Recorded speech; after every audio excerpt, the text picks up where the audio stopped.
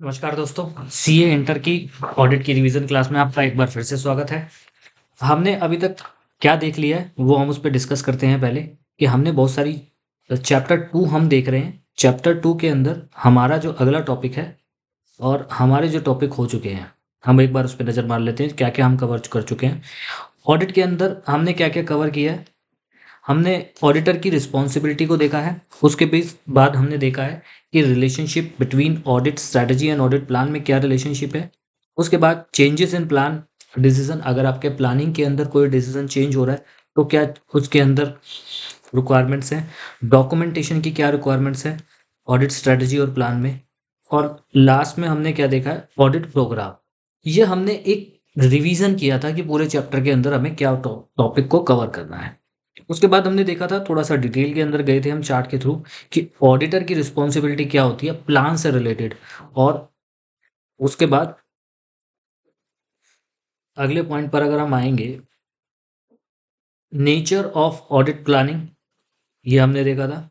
Consideration for specific entity, अगर कोई specific entity आती है जैसे टेलीकम्युनिकेशन एंटिटी, आरबीआई की एंटिटी जैसे बैंकिंग कंपनी, इस पे स्पेशल रेगुलेशन एक्ट लगता है, वो सारी एंटिटीज।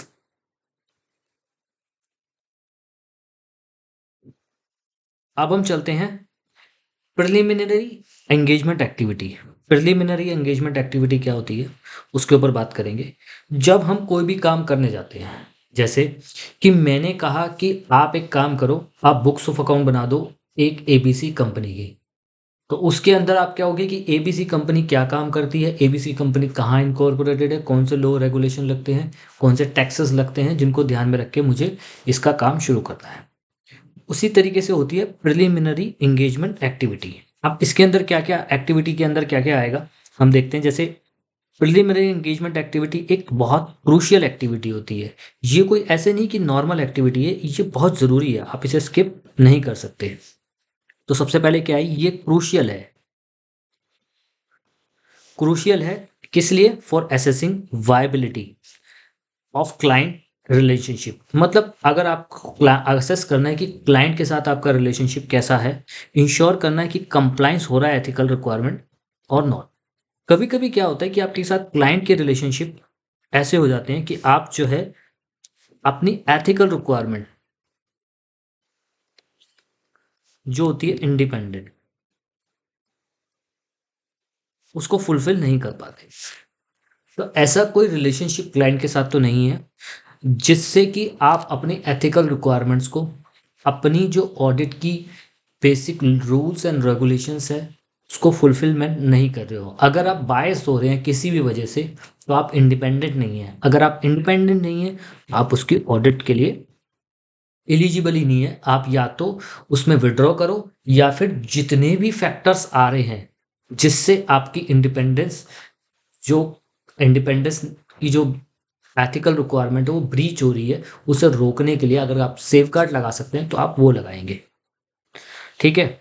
ये जो एक्टिविटी है ये हेल्प करती है ऑडिटर को, इसलिए आइडेंटिफाई करने के लिए पोटेंशियल रिस्क और चैलेंजेस।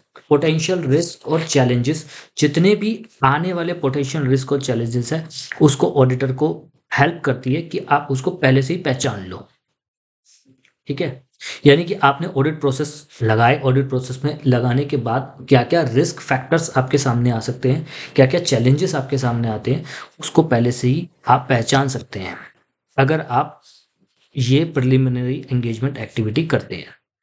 इसकी इंपॉर्टेंस में तीसरा पॉइंट क्या है, ये स्टैब्लिश करती है फाउंडेशन को। किस चीज़ के फाउंडेशन को, अंडरस्टैंडिंग करने के लिए कि हम क्लाइंट का जो इन्वायरमेंट है, जिस इन्वायरमेंट में, जिस ऑपरेशन में वो काम करता है, उसको समझ सके। तो establish foundation, understanding client environment, specific circumstances surrounding the engagement, जो भी स्पेसिफिक सर्कमस्टांसेस हैं उसको समझ पाए। यानी 3 पॉइंट हमारे हो गए। प्रिलिमिनरी एंगेजमेंट एक्टिविटी एक क्रूशियल एक्टिविटी है। सबसे पहला पॉइंट, ये असेस करती है कि क्लाइंट से आपका रिलेशनशिप कैसा है, कहीं उससे आपका इंडिपेंडेंसी ब्रीच तो नहीं हो रही। दूसरा पॉइंट, ये हेल्प करता है ऑडिटर को कि टाइमली मैनर पे आप रिस्क और चैलेंजेस को पहचान लो जो भी आपके ऑडिट प्रोसेस को इफेक्ट करता है। तीसरा, ये फाउंडेशन प्रोवाइड करता है। फाउंडेशन किस चीज़ में प्रोवाइड करता है कि आप क्या है, क्लाइंट की जो ऑपरेशंस हैं, क्लाइंट के जो वर्किंग एनवायरनमेंट है उसको अच्छी तरीके से समझ पाए और उसमें आने वाले जितने भी सर्कमस्टांसेस हैं उनके सराउंडिंग्स को वो देख पाओ कि उसके अंदर क्या क्या सिचुएशन आ सकती है। ठीक है जी। अगला पॉइंट है performing procedure regarding the continuous of clients relationship. अगर आपको कोई क्लाइंट है, एग्जिस्टिंग क्लाइंट है, उसके साथ आपको कंटिन्यू करना है, आप क्या क्या उसके लिए करोगे, क्या क्या परफॉर्म करोगे। सबसे पहला आप इवेल्युएट करते हो इंटीग्रिटी को। इंटीग्रिटी किसकी? प्रिंसिपल ओनर्स की। जो प्रिंसिपल ओनर अभी भी विश्वसनीय है या नहीं है, और मैनेजमेंट से, और essential to determine reliability of client. हम देखेंगे क्या क्लाइंट पर रिलायबल किया जा सकता है, क्या इतना विश्वसनीय आपका मैनेजमेंट और आपका ओनर है। दूसरा पॉइंट हम एसेस करेंगे कि जो हमारे पास क्या इतनी कॉम्पिटेंस है, एंगेजमेंट टीम के पास, हमारे लोगों के पास इतनी कॉम्पिटेंस है कि जिससे इंश्योर हो सके कि हम नेसेसरली स्किल एंड एक्सपीरियंस होने के थ्रू हम उस ऑडिट को कंक्लूड कर पाए, एग्जीक्यूट कर पाए। तो यानी कि सबसे पहला पॉइंट आप में काबिलियत है या नहीं, फिर हम देखेंगे हम में काबिलियत है नहीं। आप में काबिलियत कैसे होगी? इंटीग्रिटी, विश्वसनीयता। दूसरी हम में काबिलियत यानी हमारी जो एंगेजमेंट टीम है उसके अंदर पास प्रॉपर स्किल और कॉम्पिटेंस है भी या नहीं, ताकि हम उस क्लाइंट को कंटिन्यू कर पाए। तीसरा पॉइंट कम्युनिकेशन विद प्रीडिसीसर ऑडिटर। अगर कोई नया क्लाइंट है तो हम क्या करेंगे, हमेशा प्रीडिसीसर ऑडिटर से कम्युनिकेट करेंगे और वो हमें क्या प्रोवाइड करेगा कि पास में क्या क्या इश्यूज आए थे और ओवरऑल ऑडिट की क्या हिस्ट्री है, जिससे हमें पता लग जाएगा कि कहाँ रिस्क हमारा ज़्यादा हो सकता है। अब इसके तीसरे पहले हमने क्या पढ़ा? इंपॉर्टेंस पढ़ा, फिर परफॉर्मेंस प्रोसीजर, फिर उसके बाद evaluating compliance with ethical requirement. अब कौन कौन से कंप्लायंस आते हैं? सबसे पहले क्या आता है? इंडिपेंडेंस का, जिसको बताया कि ability to make judgment free from the external influence. अब आप इंडिपेंडेंट हैं, आपके ऊपर किसी भी प्रकार का दबाव नहीं होना चाहिए, किसी भी तरीके का इन्फ्लुएंस नहीं होना चाहिए। ठीक है, और ये क्रूशियल होता है to maintaining audit integrity. Audit integrity तभी हो सकती है जब किसी इंडिपेंडेंट ने आपका ऑडिट किया हो। अगर कोई बंदा इंडिपेंडेंट ही नहीं है तो वो आपके ऑडिट कैसे कर सकता है? यानी कि वो बायस है, उस पर लोग विश्वास नहीं करेंगे जल्दी से। दूसरा पॉइंट एंगेजमेंट पार्टनर को क्या करना चाहिए? उसको विजिलेंट रखना चाहिए, हर वक्त विजिलेंट रखेगा वो for any sign of non compliance take corrective action mitigate the threats. अगर कोई भी साइन उसे पता लगता है, कोई भी उसे इशारा पता लगता है कि किसी भी तरीके से थ्रेट्स आ रहा है इंडिपेंडेंस को, तो वो क्या करेगा? उसे हमेशा वॉच करता रहेगा, देखता रहेगा, उससे रिलेटेड सेफ गार्ड लगाता रहेगा। इन केस अगर ब्रीच हो जाए, सपोज करो कि आपने कहा कि चोरी से बचना, लेकिन चोरी हो जाए तो क्या करना है? इंडिपेंडेंसी ब्रीच हो गई, अगर ऑडिटर ने इंडिपेंडेंसी ब्रीच हो गई तो वो इम्प्लीमेंट करेगा सेफ गार्ड। वो सेफ गार्ड इम्प्लीमेंट करके देखेगा कि क्या जो इंडिपेंडेंसी ब्रीच हो गई है उसको कुछ कम किया जा सकता है। अगर नहीं किया जा सकता तो विड्रॉ कर लो एंगेजमेंट से अगर ज़रूरी हो। 3 पॉइंट हमने कवर किए हैं। चौथा पॉइंट है establish and understanding terms of audit engagement. अब हम क्या करेंगे? टर्म्स एंड ऑडिट एंगेजमेंट की अंडरस्टैंडिंग लेंगे। पहला पॉइंट क्या होता है? एंगेजमेंट लेटर फॉर्मल डॉक्यूमेंट होना चाहिए, इसकी आउटलाइन कैसी होनी चाहिए, टर्म्स ऑफ ऑडिट उसके अंदर दी होनी चाहिए। इंश्योर करना चाहिए कि जो टर्म्स ऑन ऑडिट है क्लियरली अंडरस्टैंडेबल हो दोनों को, और प्रिवेंट करना चाहिए किसी भी मिसअंडरस्टैंडिंग से। जैसे क्लियरली लिखा होना चाहिए कि फाइनेंशियल स्टेटमेंट बनाने की रिस्पॉन्सिबिलिटी मैनेजमेंट की है। ठीक है। दूसरा point letter to serve the reference point for both the auditor and client throughout the audit process. तो लेटर सर्व करेंगे, रेफरेंस पॉइंट में लिखा होगा कि ऑडिटर और क्लाइंट उसको जो भी ऑडिट के प्रोसेस है उसे थ्रू आउट करें। अगला पॉइंट क्लियर कम्युनिकेशन होनी चाहिए, क्लियर कम्युनिकेशन होनी चाहिए। Terms help in managing expectation and responsibility. हमारी क्या एक्सपेक्टेशन है, आपकी क्या एक्सपेक्टेशन है, हमारी क्या रिस्पॉन्सिबिलिटी है, आपकी क्या रिस्पॉन्सिबिलिटी है, ये क्लियरली मेंशन होना चाहिए ताकि कोई किसी भी तरीके की प्रॉब्लम ना आए। चलिए जी, अगला पॉइंट आता है हमारा प्लानिंग एक्टिविटी। प्लानिंग एक्टिविटी में क्या क्या आता है? Significant of planning activity. क्यों जरूरी है प्लानिंग एक्टिविटी? प्लान करना क्यों जरूरी है? किसी भी काम को करने से पहले प्लान करना क्यों जरूरी है, आप खुद सोच के देखो कि प्लान करने से क्या होगा। सबसे पहला पॉइंट देखिए, अगर आप प्लान करते हैं, प्लानिंग एक्टिविटी बहुत जरूरी है। इसलिए comprehensive audit approach for the address identify risk and objective. देखो, अगर आप ऑडिट का प्लान कर लेते हो या फिर आप किसी भी चीज का प्लान, जैसे आप सीए करने का प्लान करते हो, आप देखते हो कि देखो रिस्क क्या है। रिस्क आपका आएगा कि परसेंटेज ऑफ रिजल्ट काफी लो है। और उसके बाद आपका ऑब्जेक्टिव क्या है, आपका ऑब्जेक्टिव क्या है कि अगर आप एक ग्रुप निकालो या आप बहुत ग्रुप निकालो, दोनों के लिए आपकी कैपेबिलिटी के हिसाब से आपको क्या बनना है, सीए बनना है। तो आप देखते हो कि एक ग्रुप दो एक बार में तो कितना रिस्क है, दो ग्रुप दोगे तो कितना रिस्क है, उसके हिसाब से आप डिसीजन मेकिंग करोगे और अपनी प्लानिंग करोगे। चलिए जी, तो पहला पॉइंट क्या था, प्लानिंग एक्टिविटी बहुत जरूरी है। कॉम्प्रहेंसिव ऑडिट अप्रोच है जो कि एड्रेस करती है आइडेंटिफाइड रिस्क और ऑब्जेक्टिव। दूसरा पॉइंट, ये जो प्लानिंग एक्टिविटी है, जो भी एक्टिविटी है, वो इंश्योर करती है resources are allocated effectively. Resources जो भी हैं उनको एलोकेट किया effectively, audit conduct effectively efficiently. अगर ऑडिट कंडक्ट करानी है आपको एफिशिएंटली,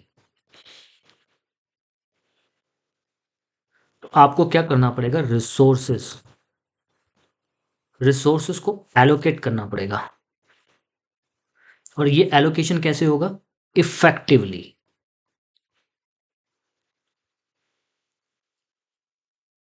और ये कब कर सकते हो आप, अगर आपने प्लान ठीक से किया हो।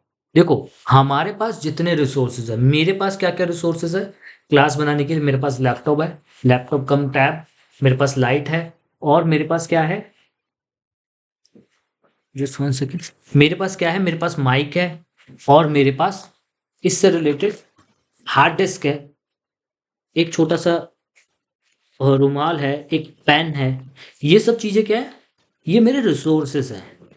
अगर मैं अपने रिसोर्सेज को एलोकेट ना करें तो क्या होगा, सपोज करो कि जो मेरे रिसोर्सेज है, अगर मैं उसे अच्छे से एलोकेट नहीं करूंगा तो मेरी जो वीडियो है, मेरी जो काम है, मेरा इफेक्टिवली नहीं होगा। ठीक है, लाइट नहीं लगाऊंगा, लाइट कहीं और लगा दूंगा, कैमरे का मुंह कहीं और कर दूंगा। इसी तरीके से हमारे पास ऑडिट के अंदर मेन पावर के भी रिसोर्सेज होते हैं, सॉफ्टवेयर्स होते हैं, बुक्स होती हैं। हम लोगों को क्या करना है, उसको इफेक्टिवली यूज करना है, ताकि हम ऑडिट जो अपना ओपिनियन दे सकें वो बहुत इफेक्टिव हो। एफिशिएंटली यूज करेंगे, इफेक्टिव ऑडिट होगा। अगला point, as well structured plan enhance the likelihood achieving audit objective and delivered audit result. तो ऐसा होता है कि अगर आप बहुत अच्छे से स्ट्रक्चर करते हो प्लान को, वो आपका पॉसिबिलिटी, लाइकलीहुड अचीव कर सकते हो ऑडिट के ऑब्जेक्टिव्स को, और डिलीवर कर सकते हो क्वालिटी रिजल्ट को। क्लाइंट भी कहेगा वाह क्या काम हुआ है। तो तभी हो सकता है जब आप उसको डिलीवर करोगे आउटपुट बहुत अच्छे से। आउटपुट किस पे डिपेंड करता है, आपके प्रोसेस पे। और प्रोसेस किस पे डिपेंड करता है, आपके रिसोर्सेज के एलोकेशन पे। इफेक्टिवली रिसोर्सेज को एलोकेट किया है, उन्होंने काम बढ़िया से किया है, आपने ऑडिट का आउटपुट अच्छे से किया है। तो एक वेल स्ट्रक्चर प्लान आपको इनहेंस कर देता है कि आप जो करो अचीव कर सको ऑडिट के ऑब्जेक्टिव को। अगला point, establishing overall audit strategy. अब अगर आप ओवरऑल ऑडिट स्ट्रैटेजी अच्छे से तैयार करते हो तो क्या होता है, तो सबसे पहले हम क्या करें, प्लानिंग एक्टिविटी में हमने देखा सिग्निफिकेंस क्या है। अगर आप स्टैब्लिश कर देते हो, अगर आप सिग्निफिकेंस क्या है प्लानिंग के, उसके बाद आप स्टैब्लिश कर लेते हो ओवरऑल ऑडिट स्ट्रैटेजी, तो क्या होता है, फैक्टर कौन कौन से कंसिडर किए जाते हैं स्टैब्लिशिंग ऑडिट स्ट्रैटेजी में, और डेवलप ऑडिट प्लान। सब अगला पॉइंट पे आ जाते हैं, स्टैब्लिशिंग ओवरऑल ऑडिट स्ट्रैटेजी। तो ओवरऑल ऑडिट स्ट्रैटेजी में क्या होता है, ये प्लान का, जैसे आपने प्लान किया तो प्लान का एक बड़ा रूप होता है स्ट्रैटेजी। अब आपने बैठ के स्ट्रैटेजी बनाई कि देखो अब इसमें क्या होता है, हमारा स्कोप क्या है, हमारा टाइम क्या है, डायरेक्शन क्या है ऑडिट का, forming and bases of detail audit plan. उसमें हम क्या करेंगे, डिटेल ऑडिट प्लान फॉर्म करेंगे स्ट्रैटेजी के अंदर कि ये हमारा स्कोप है, ये हमारा टाइम लगना है, ये हमारा डायरेक्शन होगा ऑडिट करने का। तो इसको हम क्या करेंगे, एक डिटेल ऑडिट प्लान बना लेंगे। ये हमारा क्या होगा, ओवरऑल ऑडिट स्ट्रैटेजी का पहला पॉइंट। दूसरा, इससे ओवरऑल ऑडिट स्ट्रैटेजी से ये गाइड करता है रिसोर्सेज को allocation and prioritization of high risk, आप उसे एलोकेट अच्छे से करोगे और कहाँ पर लगाओगे, जहां पे रिस्क का लेवल क्या होगा, हाई होगा। तो prioritization of high risk, high risk जहां पर भी हाई रिस्क होता है वहां पर उसको लगाते हैं। उसके बाद क्या होता है कि स्ट्रैटेजी, ये जो स्ट्रैटेजी है वो हेल्प करती है डिटरमाइन करने में appropriate level of expertise required various audit areas.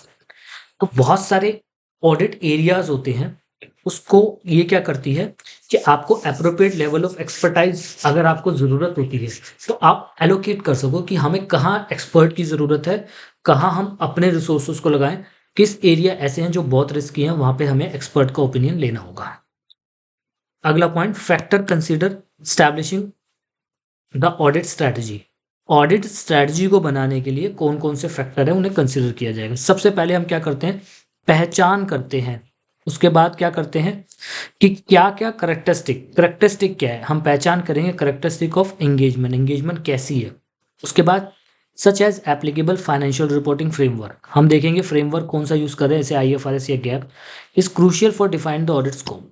हम देखेंगे कि एंगेजमेंट क्या है भाई, हमें किस चीज़ पे काम करना है, हमें क्या एप्लीकेबल IFRS है, गैप है, क्या स्कोप है हमारी ऑडिट का, हम वो देखेंगे। दूसरा फैक्टर क्या होगा, रिपोर्टिंग ऑब्जेक्ट, रिपोर्टिंग के क्या ऑब्जेक्ट है हमारे, हमें रिपोर्टिंग किसको करनी है, क्यों करनी है, including the entity reporting, time table, communication with management, help planning, timing of nature of communication. तो वो हेल्प करता है कि टाइम क्या रहेगा ऑडिट का, नेचर क्या रहेगा कम्युनिकेशन का, ये भी हमें पता लग जाता है कि हमें रिपोर्ट के ऑब्जेक्टिव पता लगते हैं, जिससे हम देखते हैं इसमें इंक्लूड है कि एंटिटी रिपोर्टिंग टाइम टेबल, कि एंटिटी को हमें कब रिपोर्ट करना है, उसके बाद कब उसे कम्युनिकेशन करना है विद मैनेजमेंट, हमें कब रिपोर्ट देनी है, कब कम्युनिकेट करना है मैनेजमेंट को। ये हेल्प करता है, जिससे हमारे को हेल्प करता है help plan the timing and nature of communication. हमें क्या हो जाएगी, हेल्प हो जाएगी कि हम प्लान कर सके कि हमें कब रिपोर्ट देनी है और कब मैनेजमेंट से कम्युनिकेट करना है। ठीक है। उसके बाद क्या फैक्टर है, सिग्निफिकेंट फैक्टर्स, हम क्या कर रहे हैं, factor considering the establishing audit strategy, कौन कौन से फैक्टर होंगे। तीसरा पॉइंट क्या है, significant factor that direct engagement team efforts including identifying material classes of transaction focusing area with the significant changes in risk। तो हमें एक significant factor है उस पर ध्यान रखना है, डायरेक्ट एंगेजमेंट टीम, और डायरेक्ट करना एंगेजमेंट टीम के एफर्ट्स इंक्लूडिंग जो भी मटेरियल क्लास ऑफ ट्रांजेक्शन है हम उस पर फोकस करेंगे, ताकि हमें जो रिस्क है वो कम से कम हो सके। ठीक है, तो 4 पॉइंट पे हमें ध्यान देना है, जो हमारे 3 पॉइंट है, factors considering the establishing overall audit strategy. फिर डेवलपिंग ऑडिट प्लान डेवलप करना है, उसके बेस पे the audit plan translate overall audit strategy into specific actionable step. अपने स्ट्रैटेजी बनाई और उसको क्या किया, इम्प्लीमेंट करेंगे जब, तो प्लान क्या होता है, overall audit strategy into specific action step, कि हमें ये एक्शन लेना है, वो हमारा क्या होता है, प्लान। आपने स्ट्रैटेजी बनाई, स्ट्रैटेजी बनाने के बाद जो प्लान होता है उसको इम्प्लीमेंटेशन के लिए एक स्टेप होता है कि audit plan translate the overall audit strategy into specific actionable step. पूरी स्ट्रैटेजी को स्पेसिफिक एक्शनेबल स्टेप्स में बदला जाता है, जैसे कि आपको ये काम करना, आपकी रिस्पॉन्सिबिलिटी, आपकी अकाउंटेबिलिटी है, ये प्रोसेस लगाने, कब लगाने, इस टाइम पे लगाने, इस जगह पे लगाने, और इससे कम्युनिकेट करना है, इससे रिपोर्ट देनी है।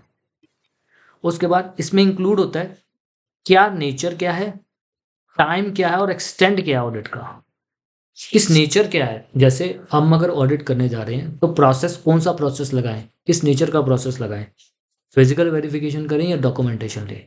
दूसरा, किस टाइम पे करो और कितने एक्सटेंट तक करना है ऑडिट प्रोसीजर को, to ensuring that all aspect of audit cover, ताकि ऑडिट के सारे एस्पेक्ट्स कवर होने चाहिए और मटेरियल मिस स्टेटमेंट वो पूरी की पूरी तरीके से हमारे आइडेंटिफाई हो जानी चाहिए। उसके बाद plan specifies role the and responsibility each member of engagement team, promoting accountability, clarity. तो प्लान स्पेस का एक स्पेसिफिक रोल एंड रिस्पॉन्सिबिलिटी होती है। जो प्लान होता है उसके अंदर स्पेसिफिक रोल दिया जाता है और रिस्पॉन्सिबिलिटी दी जाती है ईच मेंबर को, ताकि हम क्या कर सके, फिक्स कर सके उनकी अकाउंटेबिलिटी को और क्लैरिटी रहे कि किसने क्या काम किया है। Relationship between audit strategy and audit plan. Audit strategy और ऑडिट प्लान में क्या क्या रिलेशनशिप है, आइए 2 पॉइंट। सबसे पहला पॉइंट क्या है, interconnection of audit strategy and audit plan. ये जो ऑडिट स्ट्रेटजी है और ऑडिट प्लान है ये आपस में इंटरकनेक्टेड है, ठीक है। दूसरा पॉइंट, की रिलेशनशिप एक्सपेक्ट्स। इसके क्या है, की रिलेशनशिप अब हमारे एक्सपेक्ट्स हैं। पहला पॉइंट हम पढ़ेंगे, पहले इंटरकनेक्शन। ऑडिट स्ट्रेटजी क्या करती है, प्रोवाइड करती है high level of framework, guides overall approach of audit. ये एक high level of framework provide करती है जो कि गाइड करता है ओवरऑल अप्रोच ऑफ ऑडिट। दूसरा पॉइंट, ऑडिट प्लान जो होता है वो डिटेल होता है, details how the strategy will be implemented. आपके पास क्या है कि आपने क्या किया, एक फ्रेमवर्क तैयार किया और गाइड तैयार की। आपने क्या किया, एक लॉ बनाया, लॉ में सेक्शंस लिखे, सेक्शन तो लिख दिए, लेकिन अब इस चीज को इम्प्लीमेंट कैसे करें, कैसे इसे फ्लो बनाएं, तो इसके लिए आपने क्या है, रूल्स बनाए हैं। तो रूल्स हमें बताते हैं कि कैसे इस लॉ को इम्प्लीमेंट किया जाए।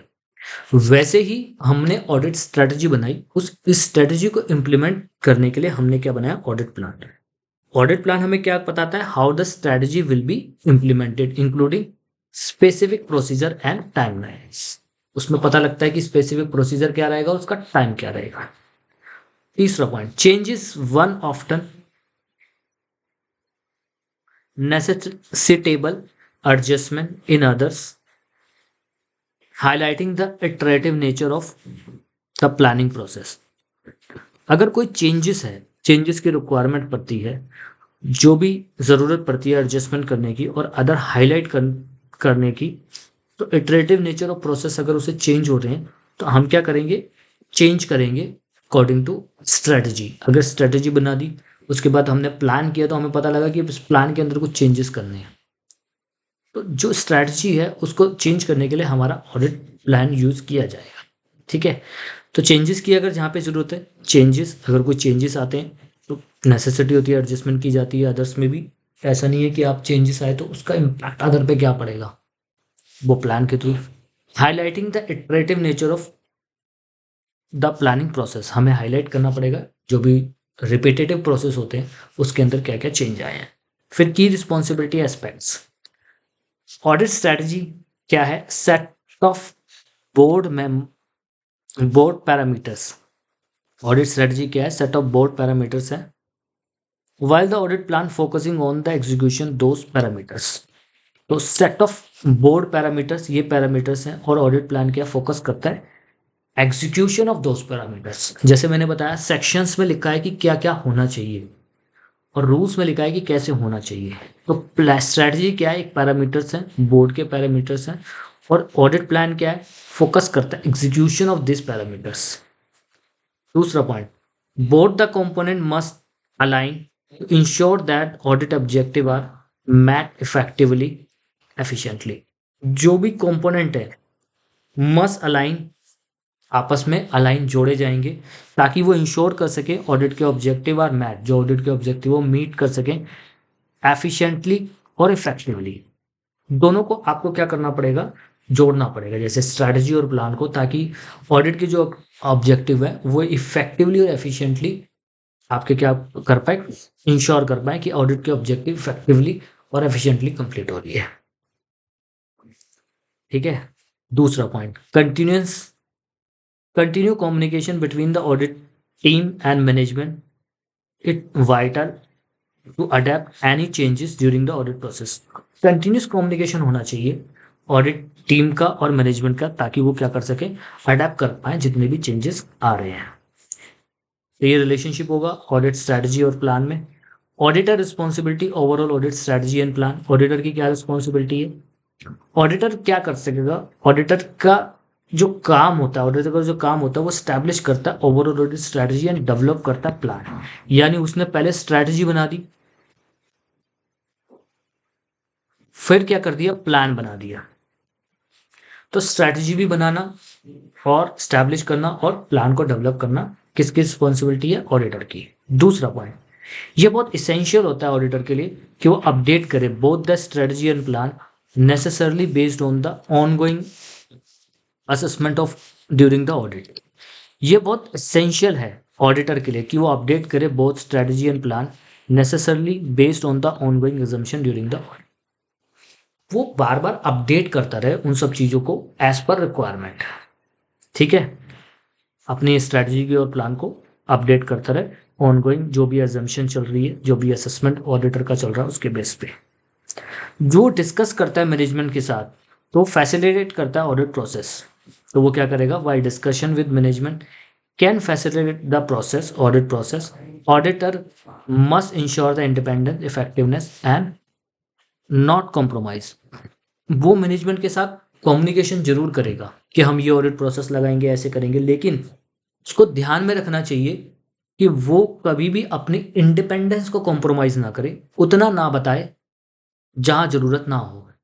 जहाँ ज़रूरत है जिस चीज़ को बताने की वो उन्हें ज़रूर पता है। जैसे हम physical cash verification, surprise verification करेंगे, तो सरप्राइज वेरिफिकेशन जब करेंगे पहले से उसे टाइम ना बताए कि हम तब सरप्राइज वेरिफिकेशन करेंगे या हम इतनी चेकिंग कर लेंगे, इतनी चीज़ें छोड़ देंगे। वो एकदम उसको स्टार्टिंग में या वैसे बताने की ज़रूरत नहीं है, ताकि वो ऐसा ना करे कि वो चीज़ तो वो पहले से प्रिपेयर कर दे, बाकी चीज़ वो छोड़ दे और हमारा जो ऑडिटर का ओपिनियन है वो नेग्लिजेंट हो जाए।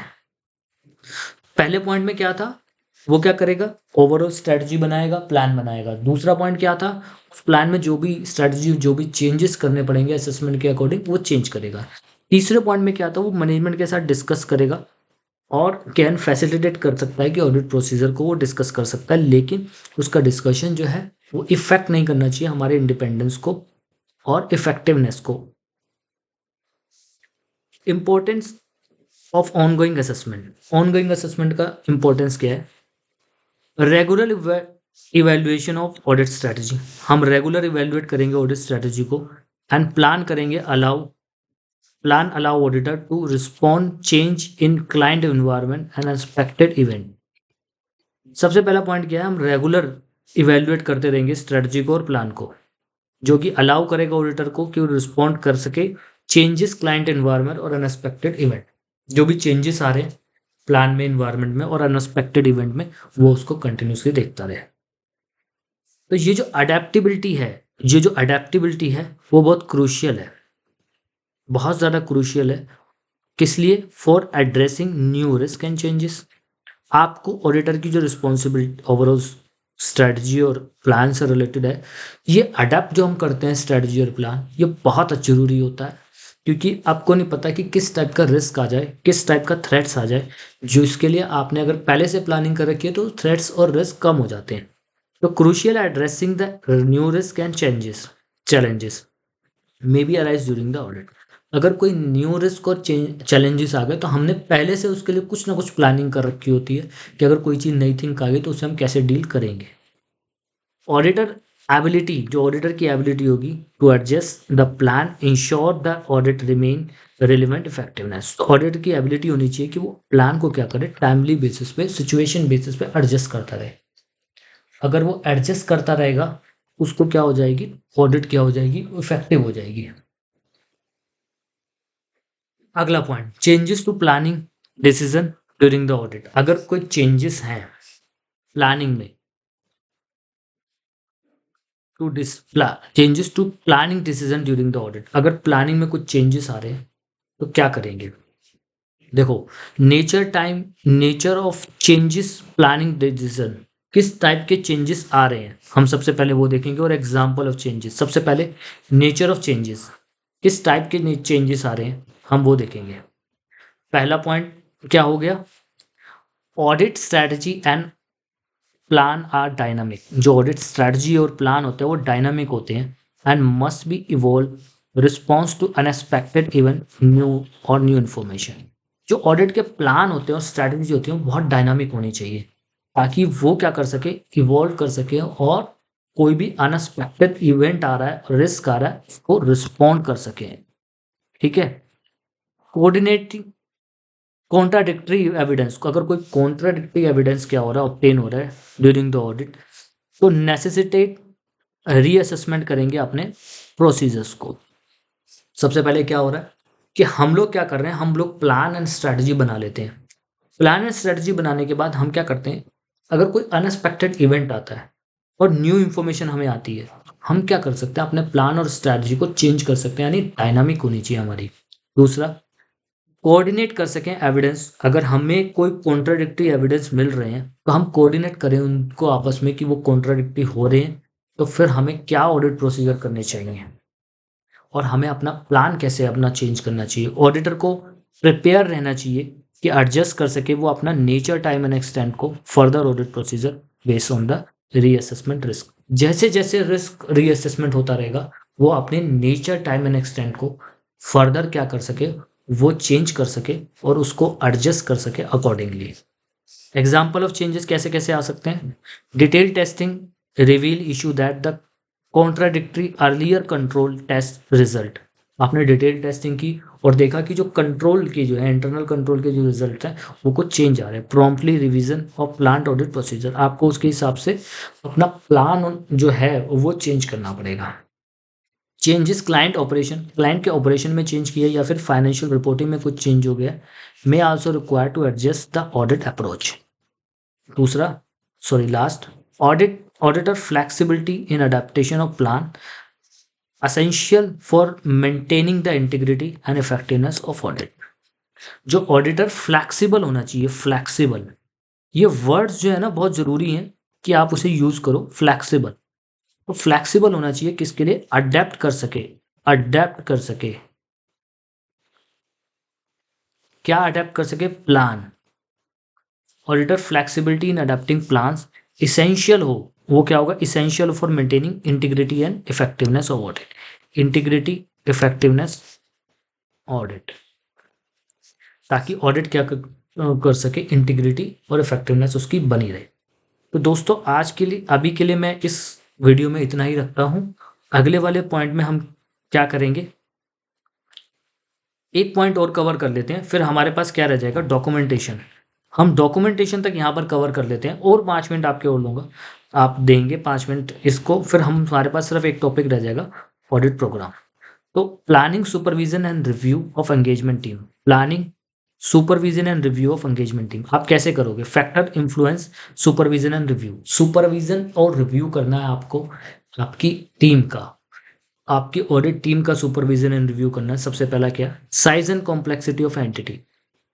कौन कौन से फैक्टर रहेंगे कि आप ये बताओ कि साइज क्या है और उसका नेचर क्या है, एंटिटी का कितनी कॉम्प्लेक्स है। Being audit significantly influence the nature, time and extent of supervision, ये इन्फ्लुएंस करती है। दूसरा, सबसे पहले हमारा आ गया कॉम्प्लेक्सिटी। कॉम्प्लेक्सिटी, कितनी कॉम्प्लेक्स है वो एंटिटी। दूसरा, audit area, specific audit areas may ensure different level of oversight based on the assess risk of the material misstatement. जो स्पेसिफिक ऑडिट एरियाज होते हैं, क्या होता है कि हर ऑडिट एरिया आपके लिए उतना इंपॉर्टेंट या उतना ज़रूरी नहीं होता। कुछ एरिया ऐसे होते हैं जो सिग्निफिकेंट होते हैं, स्पेसिफिक ऑडिट एरियाज, जो रिक्वायर करते हैं different level of oversight base. आपको डिफरेंट लेवल से उसको देखना पड़ेगा। जैसे कैश में बहुत ट्रांजेक्शन हुई है, कि कैश का फ्लो हुआ है नहीं हुआ, डेटर्स में बहुत अननेसेसरी चेंजेस हुए हैं, आपके प्लांट एंड मशीनरी में अननेसेसरी सेल्स हुए हैं। तो ये जो रिस्क हैं उसको मिटिगेट करने के लिए आपको क्या करना पड़ेगा, ओवरसाइट करना पड़ेगा डिफरेंट लेवल पे to assess the risk. The capability and competence, आखिरी पॉइंट है कि आपके पास जो कैपेबिलिटी एंड कॉम्पिटेंस कितनी है उसके हिसाब से उसको सुपरवाइज करना पड़ेगा और रिव्यू करना पड़ेगा उसका वर्क। जैसे कोई नया आर्टिकल आया है, अब नया आर्टिकल आया तो हमें पता है कि अभी उसकी जो एनालिटिकल पावर है इतनी अच्छी नहीं होगी, तो उसका काम हमें ज़्यादा सुपरवाइज करना पड़ेगा, उसे ज़्यादा रिव्यू करना पड़ेगा। तो capability and competence of individual team member also play the role of determine the level of supervision needed. तो कैपेबिलिटी एंड कॉम्पिटेंस भी एक बहुत बड़ा रोल अदा करती है फैक्टर्स में फॉर सुपरविजन एंड रिव्यू। तो capability and competence of individual team member also play the a role determine the level of supervision needed. Capability and competence से ही पता लगेगा कि कितनी सुपरविजन की, किस लेवल के सुपरविजन की नीड है। अगला point, ensuring quality and direction. Proper supervision एक बहुत बड़ा vital to ensure that the audit work meet the established quality standards and the team member receive the appropriate guidance। तो सबसे पहले सुपरविजन से क्या होगा, आपके जितने भी स्टैंडर्ड्स हैं, जैसे ऑडिटिंग के स्टैंडर्ड्स, अकाउंटिंग के स्टैंडर्ड्स, ग्लोबल स्टैंडर्ड्स जो भी आपके लगते हैं, वो सारे के सारे स्टैंडर्ड्स क्या हो रहे हैं, फुलफिल हो जाएंगे। ठीक है। दूसरा point, engagement team should direct according to their experience risk involve in audit. अब किसको कितना एक्सपीरियंस है और क्या ऑडिट में उस एरिया में रिस्क इन्वॉल्व है, उसके हिसाब से आप सुपरविजन करोगे।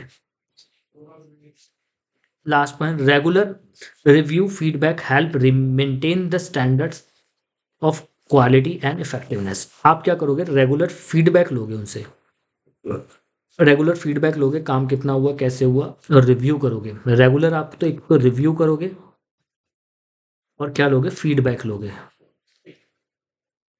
ताकि आप क्या कर सको, मेंटेन कर सको सारे हाई स्टैंडर्ड्स को, और ऑडिट क्या हो सके, क्वालिटी से हो सके और इफेक्टिव तरीके से हो सके। ऑडिट क्या हो सके, ऑडिट में क्या हो सके आपकी, एक तो क्वालिटी है और इफेक्टिवनेस हो। मैं ये क्यों लिख रहा हूँ, लिखा हुआ है, मैं इसलिए लिख रहा हूँ कि कुछ शब्द आप बार बार लिखते रहिए ताकि वो आपके अंदर रम जाए। Documentation of audit strategy and audit plan. Documentation क्या है, एक इंपॉर्टेंट डॉक्यूमेंटेशन, क्या है इंपॉर्टेंस उसका, component of documentation, purpose of documentation. देखो इंपॉर्टेंस क्या है, जो भी ऑडिट, ओवरऑल ऑडिट स्ट्रैटेजी के आपने क्या जो होते हैं डॉक्यूमेंट करने चाहिए, उसमें इंक्लूड होता है जो भी आपने की डिसीजन लिए during the audit planning phase. Planning के फेज, प्लान बनाते समय आपने जो भी डिसीजन लिए वो लिए, ओवरऑल ऑडिट स्ट्रैटेजी को डॉक्यूमेंट करेंगे। दूसरा, डॉक्यूमेंटेशन क्या करता है, कम्युनिकेशन टूल्स है for significant matter and ensuring the alignment of audit objective. आपने ऑडिट के ऑब्जेक्टिव को प्रॉपर तरीके से अचीव किया है, उसके लिए वो क्या है, डॉक्यूमेंटेशन क्या है, कम्युनिकेशन टूल है आपका। Clear audit trail planning decision enhance करता है accountability of transparency of audit process. आपको अकाउंटेबल बनाना है, आपको अकाउंटेबल कैसे बनाना पड़ेगा, देखो आपको अकाउंटेबल बनाना है, किसी भी बंदे को कहना है कि ये जो अकाउंटेबिलिटी थी आपकी थी,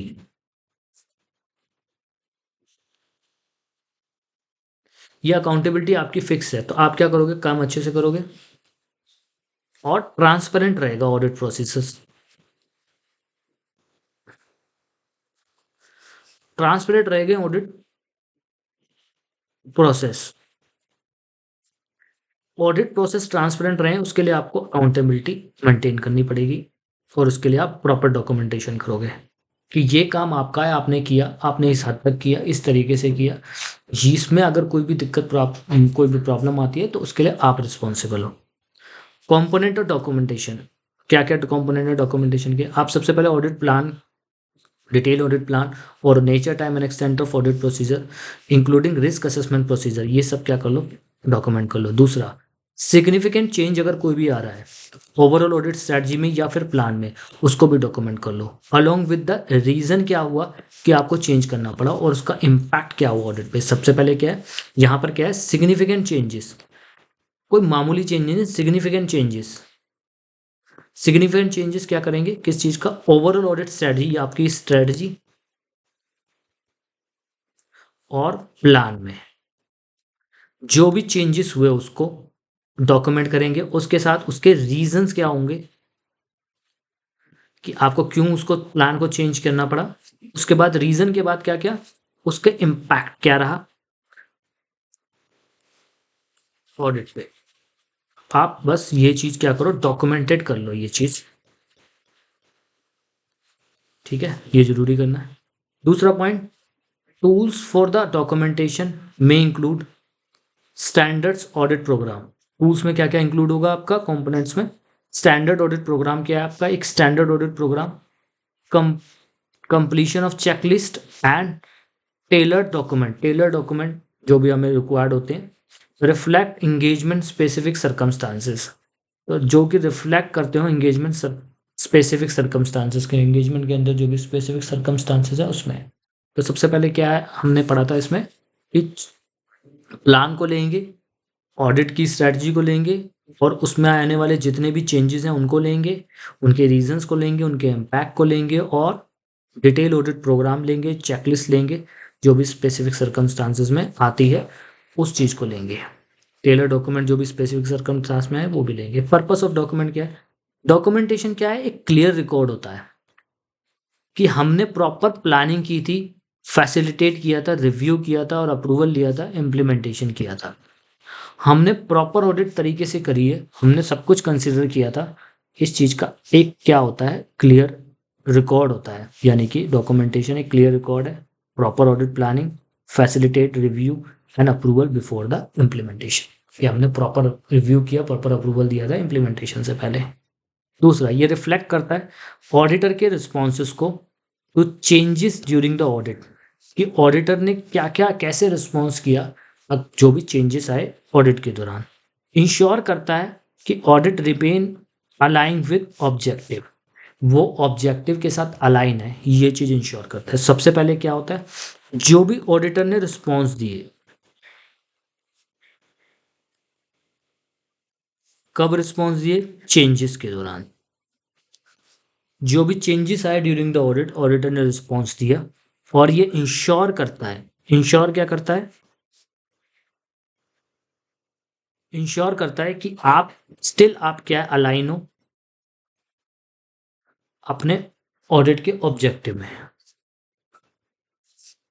ठीक है, तो यहाँ हम कंक्लूड करते हैं अभी तक का, और इसके बाद देखेंगे अगली वाली वीडियो में कि हमें इसको और कितना कंक्लूड करना है। Thank you for watching video. Like करें, कमेंट करें और शेयर करें।